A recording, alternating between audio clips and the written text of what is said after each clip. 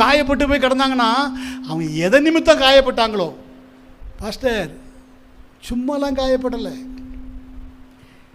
எருசலேமில் உட்கார்ந்து ஒழுங்காக இருந்த ஆள் எரிகோவுக்கு போனனால காயப்பட்டார்.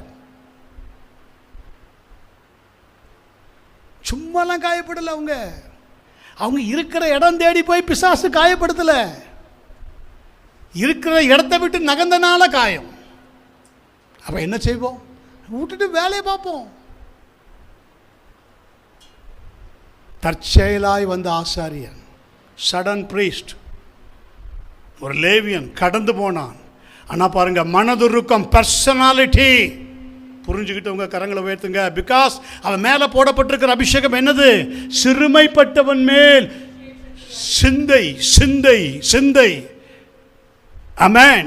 சிறுமைப்பட்டவன், அவன் காயங்களை கட்டணும். அவனை நொறுங்கப்பட்டிருக்கிறான், அவனை காயங்களை கட்டணும். சிறைப்பட்டவனுக்கு விடுதலையா, கட்டுண்டவர்களுக்கு கட்டவிழ்த்தலை கூறவும். அவன் மேல மனதுருகினான். இந்த மனதுருக்கம் யார்கிட்ட இருந்து வந்தது? ஆர்ஜின், ஹோலி ஸ்பிரிட் ஹோவரிங், தென் பிதா, தென் குமாரன், தென் சர்ச். கரங்களை வைத்துங்களேன்.